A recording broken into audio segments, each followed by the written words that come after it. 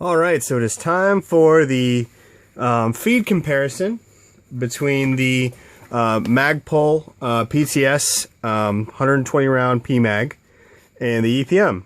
Now, I have broken this EPM in. This is the only one I've tried. I'll have to sample the other ones. I like to disclose my findings with you guys. This is an inferior feeding mag. It's unfortunate. I do like the full loaded indicator. I like that.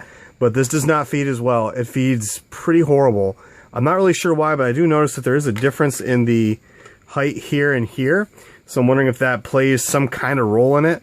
It's really unfortunate. It looks like I'll be sticking with the Pmags for now, but I want to show this to you guys. Now, this Pmag has probably been cycled probably 4 or 5 times.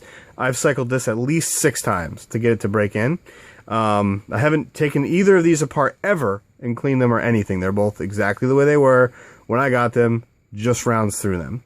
I'm going to be using my Polar Star, one of my fusion engines. This one's like 400 and some odd feet per second with 0.25s. I'm going to reset my counter. We're going to feed the EPM first. Okay. Hopefully you guys can see. I'm just going to put it on full auto and put him down here.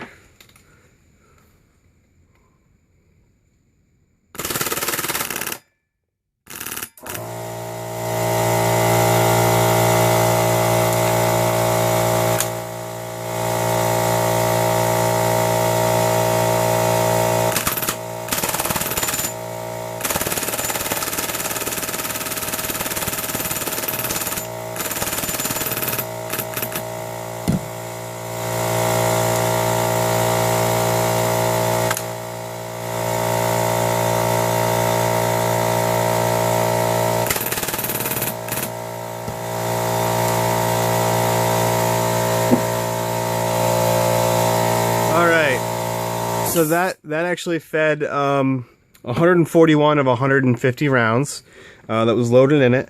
And you saw that I had to take a couple breaks to get it to work. I think I had to do it 2 or 3 times maybe. Had to drop them out of the chamber to get it to feed, and it didn't feed all the way continuously. Now this is the Pmag. I'm gonna go ahead and reset my, I call my trip meter. Okay. Alright, here we go.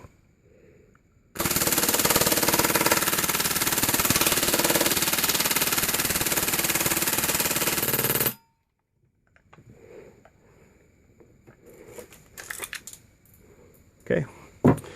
So there you have it. They've both been broken in pretty much the same way. There's a 20 round difference in capacity, and thus far the Pmag is far more reliable than the EPM. I'm going to do a couple more takes, a couple more testing, and see if I can even that difference out a little bit. Alright, so we have our next test. This is a different fusion engine powered M4. Little different body. Same hop up, same buckings, R-hops, ProWin. Same thing that I've come to rely on. We're going to feed the EPM first. We're just doing this on full auto. We're not doing semi-tests right now. So let's see if we can get it all to feed here.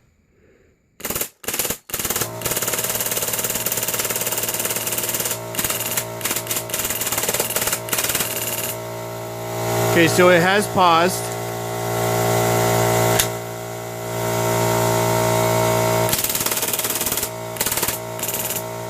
Again. Again.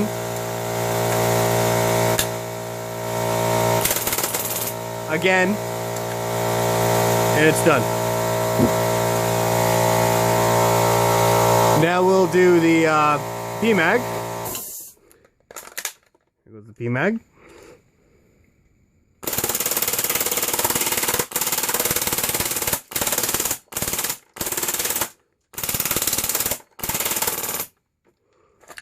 Considerably more reliable again. I'm going to do them next on an SMP Scar L and see how that works. Not looking good for the EPM. Alright, so our final HPA test will be on this VFC Scar L. This is retrofitted with a Wolverine SMP in the factory gearbox. I installed this myself. It's only tuned for this barrel length. It's pretty standard out of the box, just like my other one.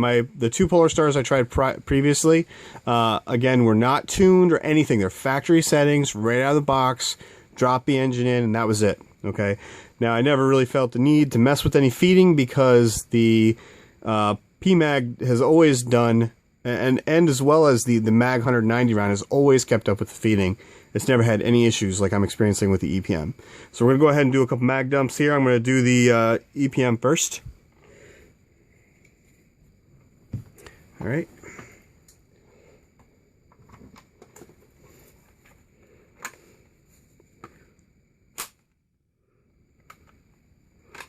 Okay, here we go.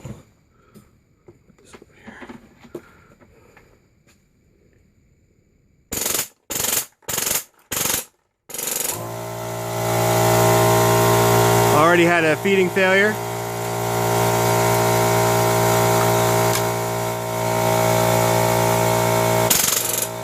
Another feeding failure.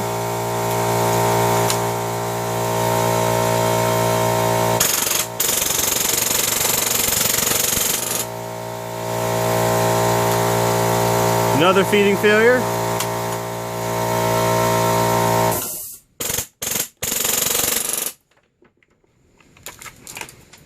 Another feeding failure. This should be it. And it is empty. Alright, now for the Pmag.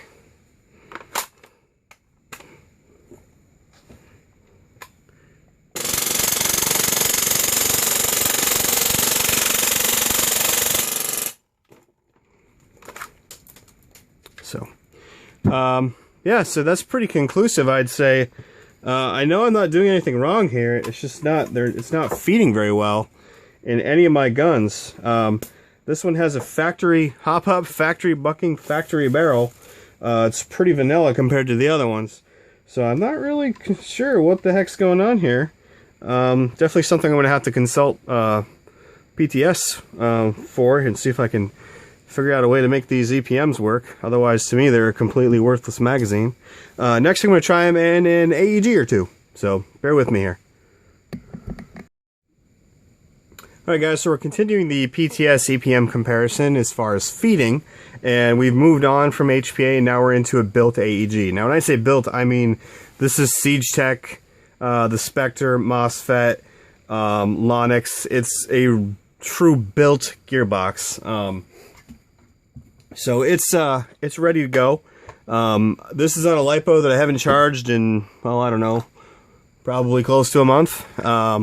I really haven't used it much, so I'm just going to go ahead and burn through it on Fallout to see if I can dump 2 mags before it runs out.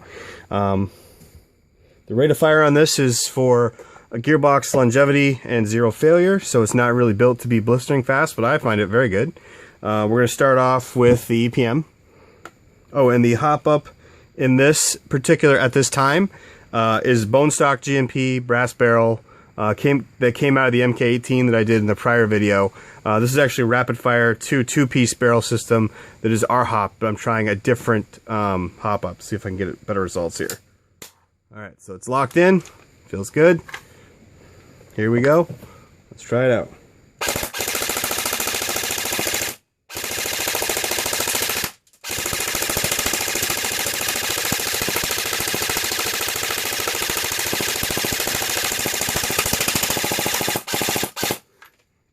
So it looks like it skipped only a few. It did feed. Did it feed them all? Yep, it fed everything. Much better than the HPA guns. I did see it. It did skip a couple, but it got right back into it and fed them no problem. Whereas with the HPA guns, it didn't do that. Let's try the Pmag.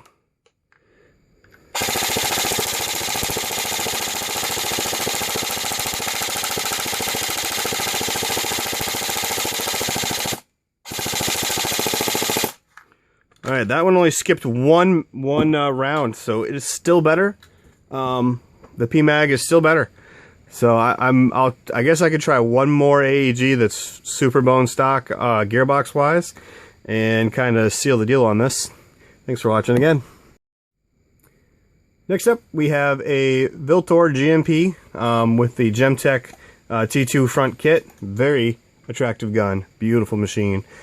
This actually has a factory gearbox, but it's not a wimpy one. It's built for 400 feet per second with 0.20, 0.25. It actually shoots like 360 or 358 with 0.25. So it's a really strong gearbox, great air seal. It actually has a bone stock GMP hop-up chamber. It is modified flat hopped, and it has a Magpul inner barrel. I think it's 260 or 280 millimeters long. So we're gonna go ahead and start with the EPM. Full auto.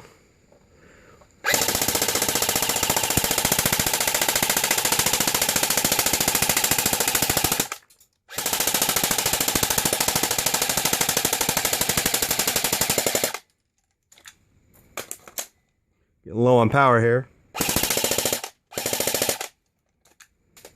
So it actually fed nearly every round. You only skipped once there.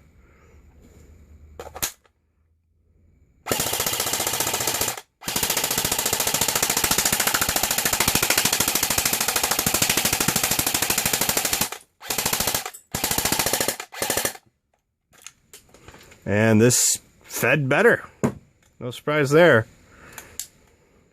And these batteries that I used for these and the Polar Stars, they haven't been charged in like a month. They've just been sitting in the LiPo bag. So I'm pretty impressed with their performance. That's GMP LiPo, 7.4 volt, 1000 milliamp. Damn good battery, I have to say. I've neglected a couple of them. I do keep them up pretty well with a balanced charger. And I do store them properly in the winter as well. And they've been great. And this is just proof of how rugged and tough they are to be neglected like that. And still work really well. So yeah, I'm going to go ahead and say that the EPM is not as good a mag as the Pmag as far as actual feeding. Fitment and everything, it is better. Gripping, indexing, it is better. The rugged construction quality is better. Realism, it is not as good. This is better. This Ridge, initially I liked it. It is stupid. I hate it. I think it may actually be one of the reasons that this isn't feeding very well, because this may be engaging something that this doesn't engage, and it may be locking up better, which is probably why this is taller. So they should be engaging the same. I don't know what's going on. I do notice that this spring, this follower, this doesn't come up as far on the EPM as it does on this one, and there's no rattle. There's no BB caught back here, which was something I commonly did with these, with the GMP version of the Pmag. They were pretty unreliable in loading, but they were the best feeding Pmag. But so yeah, I'm gonna go ahead and say Pmag still the king of the hill. EPM very disappointing.